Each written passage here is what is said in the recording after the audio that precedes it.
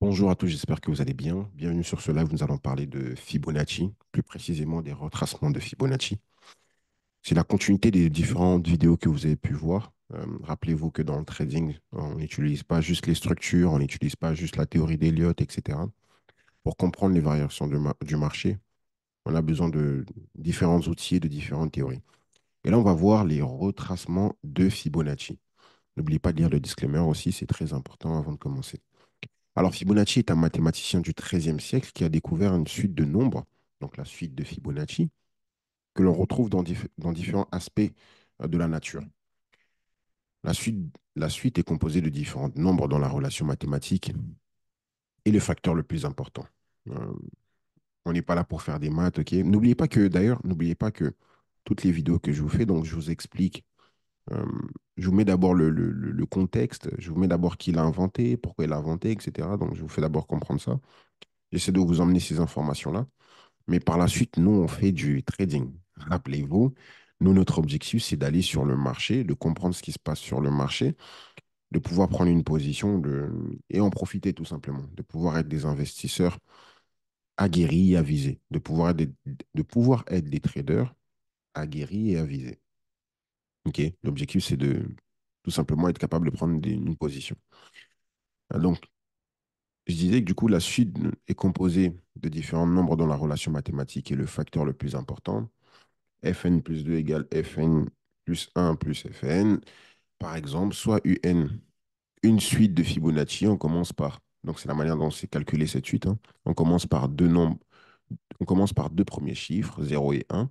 Chaque nombre qui s'ensuit est le résultat de la somme des deux précédents. Par exemple, 0 plus 1 égale 1, le résultat de 1 plus 1 égale 2, 2 plus le résultat précédent égale 3, 3 2 plus 1, parce que c'est les deux résultats précédents, égale.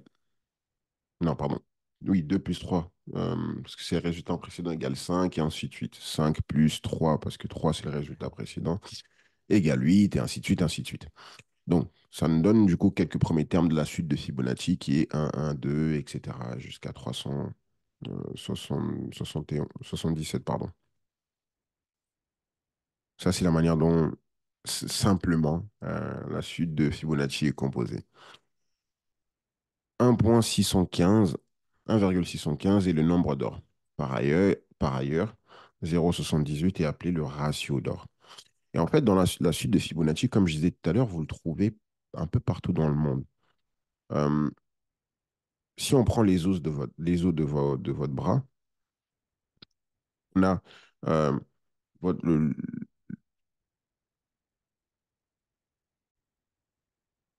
on a votre humérus.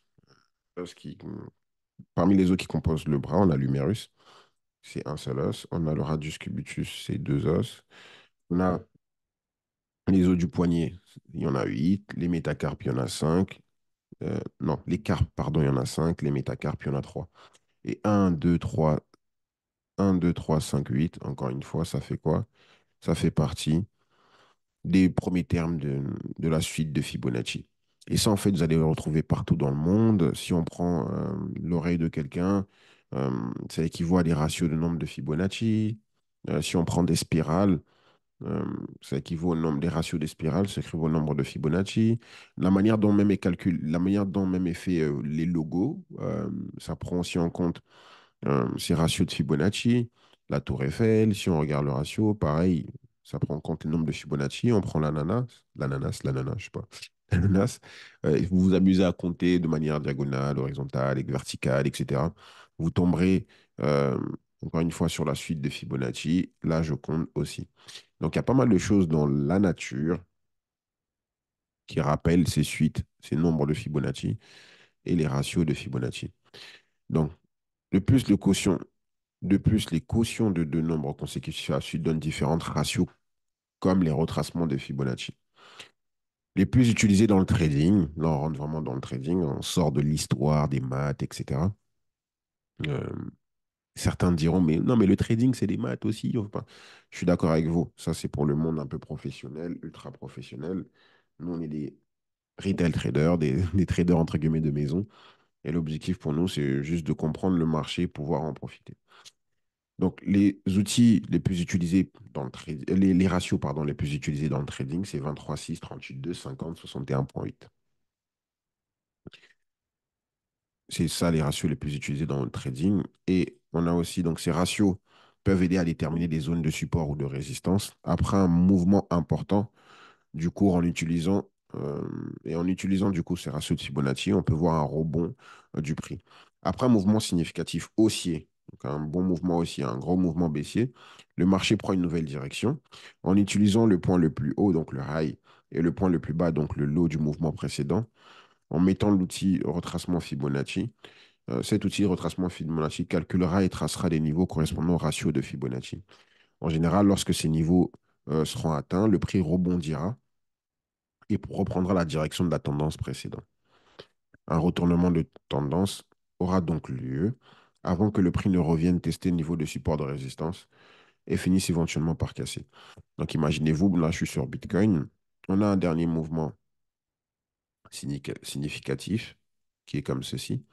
Donc bien évidemment pour tracer les niveaux de Fibonacci, c'est pour ça que vous avez d'abord regardé tout ce qui est théorie de tendance, c'est pour ça que logiquement vous avez regardé les vidéos sur la structure du marché, d'accord? Donc, une fois que vous avez compris comment la structure du marché fonctionne et que vous savez que, donc, par exemple, enfin, vous savez que Charles Dow parle d'une tendance primaire, tendance secondaire. Vous êtes dans la tendance primaire, vous voulez savoir, vous êtes dans la tendance primaire, le marché est en train de créer la tendance secondaire, donc le retracement, et vous voulez savoir à quel niveau le marché va retracer. Ou quand vous parlez de la théorie Elliott, vous avez la vague 1, 0, 1, vous voulez trouver la vague 2. C'est là que les retracements Fibonacci seraient intéressants.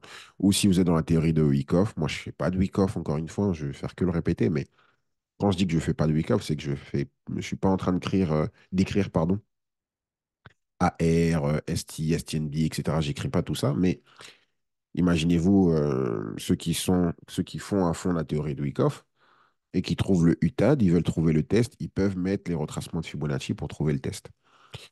Donc, je sais faire ma structure, je trouve du coup le dernier mouvement, mon dernier Lille-Marseille.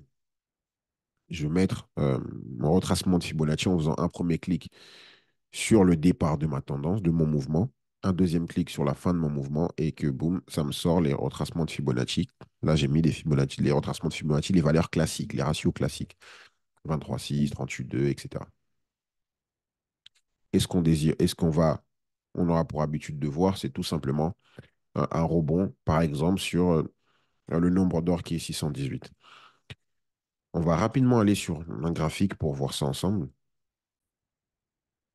On va voir l'utilisation de Fibonacci, ce qu'on appelle une golden zone. C'est quoi? On va voir ça ensemble. Fibonacci 38,2 continuation, on verra ça ensemble. Fibonacci en tant que support résistance, Fibonacci avec les trendlines et euh, Fibonacci confluence figure chartiste, comment c'est utilisé, Fibonacci en tant que stop loss, Fibonacci avec les patterns de bougies. Et je vais vous introduire la Fibonacci sweet spot. Donc, on va aller faire ces petits exercices ensemble. Attention, c'est très, très important comme exercice parce que ça va vous permettre de comprendre, surtout d'avoir des points d'entrée dans votre trading.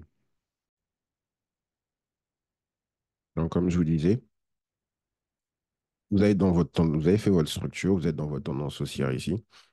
Comment l'outil Fibonacci est utilisé? Alors, premièrement, déjà, il faut savoir que sur TradingView, donc moi j'utilise la plateforme TradingView, vous avez des outils ici. Donc, si vous regardez ma flèche, hein, je vous emmène vers là-bas. OK? Donc, mettez vos yeux vers là ici. Sur TradingView, vous avez plusieurs outils. Je ne vais pas forcément tout vous montrer, mais là, vous avez des outils ici, tout ce qui est ligne, canaux, etc. Et là, on a vraiment des outils que basés sur la Fibonacci. Euh, de Fibonacci, en découle enfin, les travaux de Gann. Mais je ne suis pas là pour vous parler de travaux de Gann.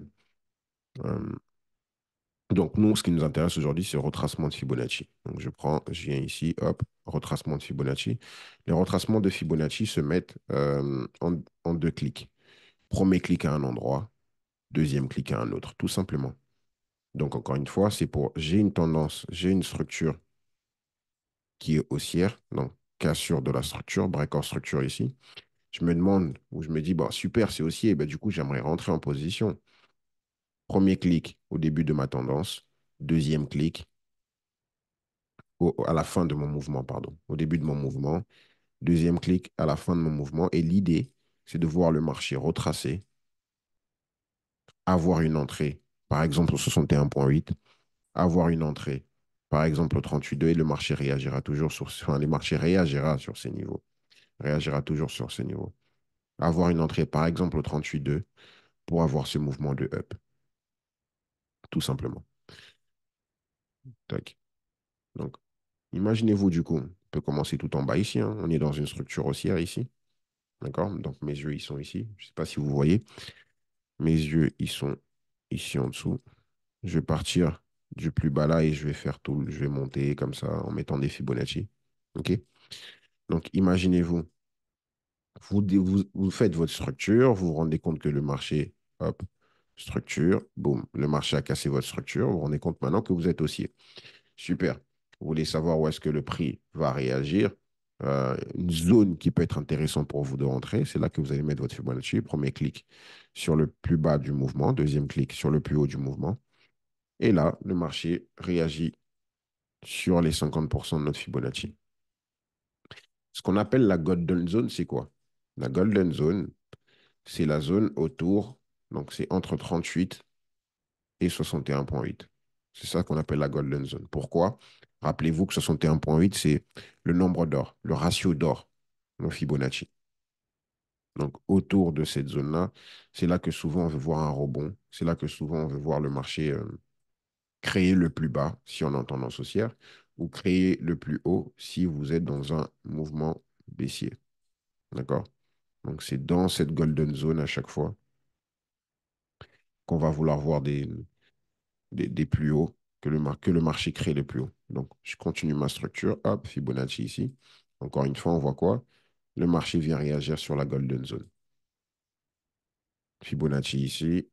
Ah, là, par exemple, là, du coup, le marché a complètement cassé cette golden zone. C'est pour ça que trader juste Fibonacci, trader juste la structure du marché et Fibonacci, c'est efficace, mais si vous faites que ça, préparez-vous à avoir des stop loss, préparez-vous à avoir des mouvements comme ça qui sont assez chiants. Si vous faites que ça, pour moi, c'est pas suffisant. Mais bon, il y a déjà des gens qui ont réussi juste avec ça, donc oui, c'est possible. Mais pour moi, c'est pas suffisant. Donc, mouvement de hausse. Là, on voit que le marché n'est pas revenu sur la golden zone. Il y a des raisons. Et vous allez comprendre pourquoi dans les vidéos dans les vidéos qui suivent dans la formation. Fibonacci ici, encore une fois, on a quoi? Mince. Encore une fois, golden zone ici, on revient sur les 38,2 et le marché crée le push haussier. Et ainsi de suite, ainsi de suite. Donc, sur mon dernier mouvement que j'ai ici actuellement, Fibonacci ici, encore une fois, golden zone, et le prix est reparti à la hausse. Ensuite, on a Fibonacci 38,2 continuation. Alors, ça, c'est quelque chose que vous allez voir souvent sur le gold. D'ailleurs, même là, vous l'observez aussi sur Bitcoin. Mais c'est quelque chose que vous allez souvent voir sur le gold. Je vous invite à aller tester ça en daily, par exemple. Lorsque vous avez un daily H4, lorsque vous avez un mouvement sur le gold, le marché aura tendance, tac, si tu mets ta Fibonacci comme ceci, boum, le marché aura tendance, il réagira beaucoup sur les 38,2. Donc les 38,2, souvent, c'est la première zone, c'est la première zone où le marché peut créer le plus bas et renverser. C'est pour ça que dans la théorie d'Elliott, Elliott, lui, il te dit que la vague 2 peut être courte, et lorsque la vague 2 elle est courte, c'est là qu'elle va atterrir c'est là qu'elle va atterrir sur 38,2 pour avoir la continuation de tendance. Et si elle atterrit sur 38,2, ici, on aura 61,8. Je ferme cette parenthèse, mais 38,2, c'est un niveau qui est très intéressant pour avoir une continuation de tendance. C'est souvent le moment où le marché va te faire juste un petit retracement. C'est un exemple ici, je crois. Je ne sais pas si c'est 38,2. Non, pas tellement. Mais c'est un exemple. C'est le moment où le marché fait des petits retracements et il continue sa tendance. Tu as un exemple ici. Voilà, c'est ça. Ici. Donc là, le marché a créé un gros push. Ici, on avait un gros retracement. Vu qu'il a bien retracé ici, rappelez-vous la phase de participation avec Charles Do. Donc, gros, on a d'abord la phase d'accumulation. Imaginez-vous ça. Hop, on a eu la phase d'accumulation ici. Tac, le marché a accumulé, accumulé, et boum, il explose à la hausse. Et il a besoin de se réapprovisionner un peu. Donc là, on est dans la phase d'absorption. On est dans la phase de participation publique. En fait, c'est souvent durant cette phase-là que vous allez voir, boum, des rebonds sur 38,2 pour que le marché continue sa tendance haussière, tout simplement. Donc voilà par rapport à Fibonacci 38,2. Donc encore une fois, Fibonacci va nous permettre de déterminer des potentielles zones de renversement. D'accord? Dans la prochaine vidéo, je vais vous montrer quelque chose que j'utilise personnellement, qui est le plus important pour moi. Et donc, Fibonacci, on va l'utiliser, on peut aussi l'utiliser en tant que support résistance, hein, parce qu'en fait, lorsqu'on se dit que le marché va revenir sur le 61,8 qui correspond au ratio d'or, et que le marché va repartir par la suite, c'est comme si on disait que le marché va réagir ici et que la Fibonacci forme un support. C'est comme si on se disait ceci. OK? Ou même autrement, tac, ici on a un niveau de support, d'accord? Je peux utiliser, donc si je prends tout ce mouvement, parce que ça c'est un seul mouvement HTF, en weekly, ça c'est un seul mouvement. Donc vu que j'ai un seul mouvement comme ceci en weekly, j'ai un niveau de support, souvent les gens vont utiliser ça, que j'ai 38,2 plus un niveau de support, ça fait une convergence de principes, une convergence d'outils. Et là, boum, c'est là que ça me donne mon signal d'achat, etc. Personnellement, je ne fais pas ça, mais j'ai voulu vous en parler parce que c'est important. Pour comprendre ce que aussi les autres font, c'est très important. Pareil pour un niveau de résistance. Donc, imagine, ça, c'est le grand mouvement monthly, il me semble. Donc, j'ai ce grand mouvement monthly. J'ai un niveau de support que j'avais ici par le passé, de résistance, pardon, que j'avais par le passé. Le marché revient sur les 50%. En plus de ça, j'ai la résistance là-haut. C'est un signal pour certains qui vont trader ça. Personnellement, je ne fais pas ça, mais il faut savoir que c'est utilisé comme ceci aussi, les retracements de Fibonacci. Un autre exemple dans l'utilisation de Fibonacci, c'est Fibonacci avec les trendlines. Donc, par exemple, je mets une trendline. J'ai une trendline ici, une ligne de tendance. Allez, hop, non, moi, je la mettrai plutôt comme ça. Voilà. J'ai une ligne de tendance par ici. On va faire dérouler un peu. J'ai une ligne de tendance qui est par ici. Stop. J'ai ceci. Tac. Ligne de tendance, donc première touche, deuxième touche, troisième touche de ma trendline. Fibonacci. Convergence de principe, par exemple, ici là. J'aurais attendu, attendez, je vais mettre correctement. Clac. Mince.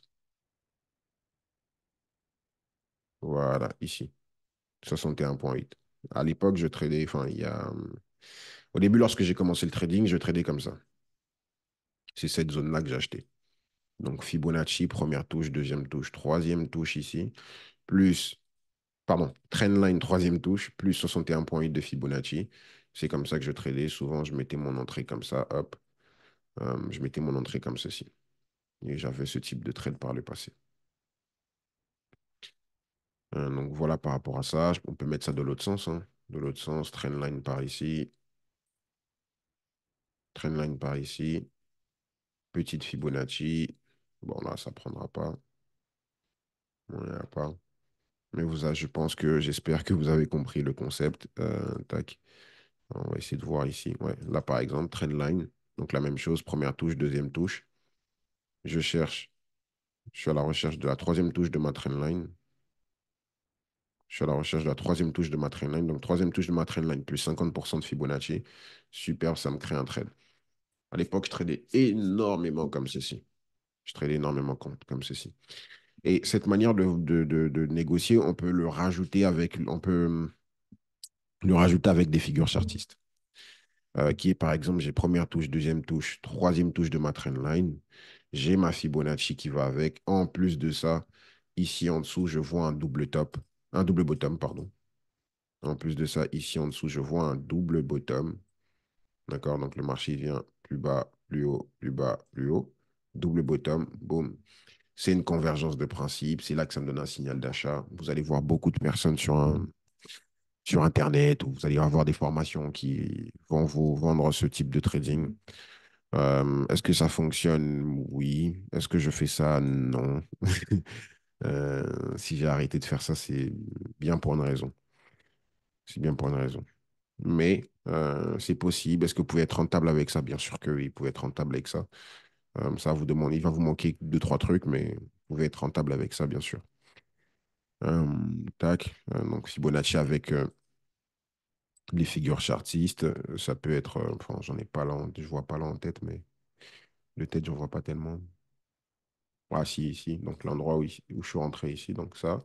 Donc, Fibonacci, on a rebond sur 61,8 et en plus de ça, on a épaule, tête, épaule.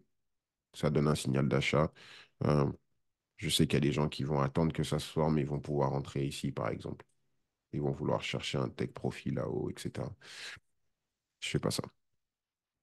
Ensuite, vous avez Fibonacci. Ensuite, vous avez Fibonacci avec les patterns, les patterns de bougies. Donc, tout ce qui est englobant haussier, englobant baissier, euh, étoile du matin, étoile du soir, etc. Donc, j'ai ma Fibonacci et je vais attendre une confirmation. Je vais attendre une confirmation. Donc, pas ma trendline, mais ma Fibonacci, je disais. J'ai ma Fibonacci et je vais attendre une confirmation sur ma Fibonacci. Donc, j'ai ma Fibonacci, je suis dans la Golden Zone, par exemple, ici, et je vais attendre que le marché fasse étoile du matin, boum, et après, je rentre en position. J'ai ma Fibonacci, plus haut, plus bas, hop, Fibonacci. Dans ma Golden Zone, je vais attendre que le marché crée des patterns, genre une englobante baissière ici, un harami baissier, une étoile du soir, ce genre de choses. Un marteau inversé. Un marteau inversé, je vais attendre ce type de configuration pour rentrer après ça. Donc, il y a beaucoup de personnes qui font ça, ce trading-là aussi. Euh, je ne fais pas ça non plus. Je faisais ça par le passé, mais vous devez comprendre qu'on utilise ça comme ceci aussi. Dernière utilisation classique, c'est Fibonacci en tant que support résistance. OK. Donc, Fibonacci, tac, il rentre dans sa golden zone et il va mettre son stop loss sur les 78, par exemple. Il rentre sur les 38,2, hop, il va mettre son stop loss sur les 61,8 par exemple, parce qu'il se dit que 61,8 c'est golden zone, on n'ira pas en dessous, etc. Donc il va mettre son stop loss là. Donc rentrer comme ça, hop, il va rentrer en position 38,2, il va mettre son stop loss sur les 78, chercher un take profit, je ne sais où. Euh, on l'utilise comme ceci, donc, en tant que stop loss. Pareil pour ici, hein, 38,2, je mets mon stop loss 61,8. Je fais pas ça non plus. Pour moi, je fais absolument pas ça. Pour moi, ça, c'est quelque chose qu'il faut encore. Enfin, les, les, les précédents, les précédentes utilisations que j'ai expliquées, je comprends ceux qui font ça. J'ai des amis qui sont rentables comme ça. Ça, il n'y a pas de problème. Mais la dernière utilisation, c'est la pire. Il ne faut pas faire ça. Il ne faut pas faire ça. Pourquoi? Parce qu'en fait, rappelez-vous la structure du marché. Rappelez-vous que ce lot, donc vous êtes entre ce plus bas-là et ce plus haut ici. Donc, si vous êtes entre ce plus bas-là, par exemple, et ce plus haut ici.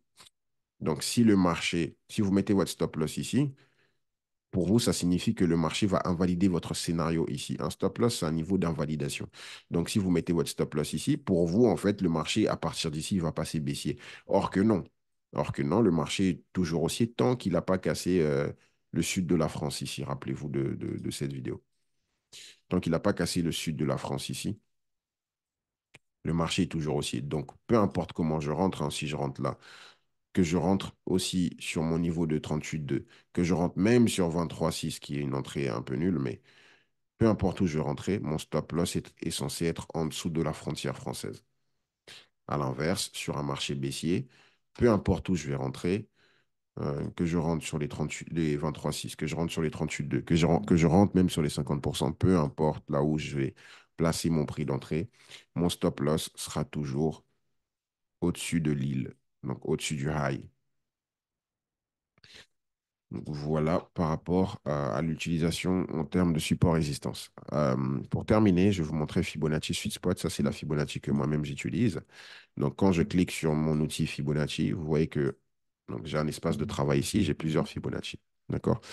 Là, je vais vous parler de celle-ci aujourd'hui. C'est celle vraiment que j'utilise. Donc, cette Fibonacci-là, et j'utilise dû au concept que j'ai appris de Michael G. Huddleston. Je vais vous en parler aussi dans les vidéos qui vont suivre. Et l'idée, c'est quoi en fait? L'idée, c'est que On va attendre que le marché revienne dans un prix réellement pas cher. Donc, on va utiliser Fibonacci pour que Fibonacci puisse nous montrer les niveaux de prix chers et les niveaux de prix pas chers. C'est-à-dire, en fait, lorsque je suis entre ce plus bas, en fait, lorsque je suis entre ce lot, alors attendez, hop, je vais couper comme ceci. En fait, lorsque je suis entre ce plus bas-là, qui correspond, donc le plus bas, ça correspond à un prix, à 50 381, et le plus haut, qui correspond à un prix, 73 460. Si le marché est proche du high, ça signifie que le marché est cher et dans la zone qui est chère par rapport à tout mon mouvement. Je m'explique. Donc, imaginez-vous une vente aux enchères, hein. Le prix le plus bas commence ici. Le prix le plus haut commence ici. Là, le plus haut que les enchères atteignent, c'est ce prix-là. C'est 10. Le prix le plus bas, c'est un. Le prix le plus bas, c'est un. Le prix le plus cher, c'est 10. OK? Le marché fait sa vie. Donc là, la personne est là encore. Donc on est entre Lille, pardon, on est entre Marseille et Lille ici. La personne fait sa vie en France, etc. Quand elle se rapproche de là, elle se rapproche de 10. Elle se rapproche du prix le plus cher de ce mouvement. Boum, elle tombe. Lorsqu'elle tombe, elle se rapproche le prix le moins cher. Elle se rapproche vraiment vers le prix de départ des enchères. Et donc, Michael J. Huddleston a donné ses valeurs, ses ratios de Fibonacci. Il a donné ses ratios de Fibonacci, qui correspond à 50, 61, 62, pardon, 75, 79, 86, 86, non, 88, 6, c'est moi qui l'ai rajouté. D'accord? Donc, si vous êtes enfin, dans le mentorat, rajoutez cette valeur. Mais sinon, les valeurs que Michael a données, c'est vraiment 50, 62, 75, 79.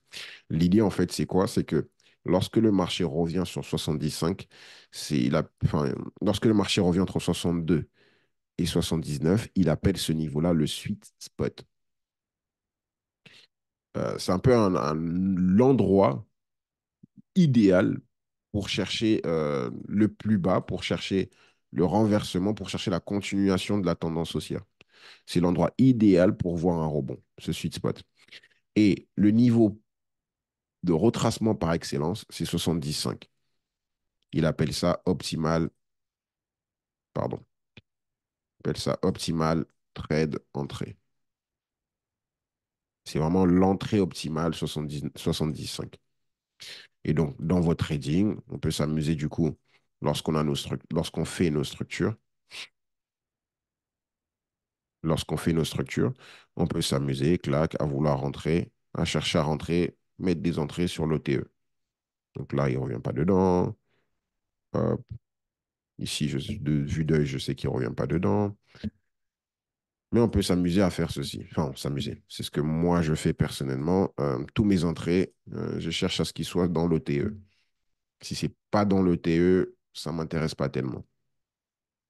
Donc, mes entrées, je cherche à ce que ce soit comme ceci. Boum, dans l'OTE, que je puisse attraper ça. Si ce n'est pas dans l'OTE, ça m'intéresse moyennement. Par exemple, là, pour ce mouvement baissier, hop, clac, je vais chercher à rentrer donc, dans le sweet spot, mais plus précisément dans le OTE. C'est là que je vais commencer à chercher les renversements, chercher des trades. Donc voilà concernant l'utilisation de Fibonacci. N'oubliez pas que là, je viens de vous donner l'information. Donc vous savez c'est quoi Fibonacci, vous savez c'est quoi l'utilisation, vous savez que Fibonacci, on l'utilise couplé à la structure. D'accord? Donc, structure plus Fibonacci. L'un ne va pas sans l'autre. N'allez pas utiliser Fibonacci tout seul comme ça sur votre graphique, sans structure, sans compréhension de tendance. Ça ne va pas le faire. Ça ne va pas le faire, ça ne va pas être du tout bon. Là, je viens de vous donner l'information. Derrière cette information-là, il faut la retravailler. Souvent, c'est ça le piège, hein. Vous avez une information, directement, vous sautez dessus, vous pensez que c'est le Graal et que. Enfin, non, il faut aller bosser. D'accord? Il faut aller un peu le travailler. Il faut me partager vos graphiques sur le Discord. Il faut m'envoyer vos charts, que je corrige, que je regarde si vous le faites bien. Et surtout, il faut venir en coaching et regarder les vidéos où je fais des analyses euh, avec juste la structure et Fibonacci. J'en ai fait pas mal. Regardez ces vidéos-là, très, très important pour vraiment bien assimiler et utiliser ça de la bonne manière. N'oubliez pas que c'est grâce aux compétences et aux connaissances que vous allez avoir les résultats. Prenez soin de vous et on se retrouve dans la prochaine vidéo.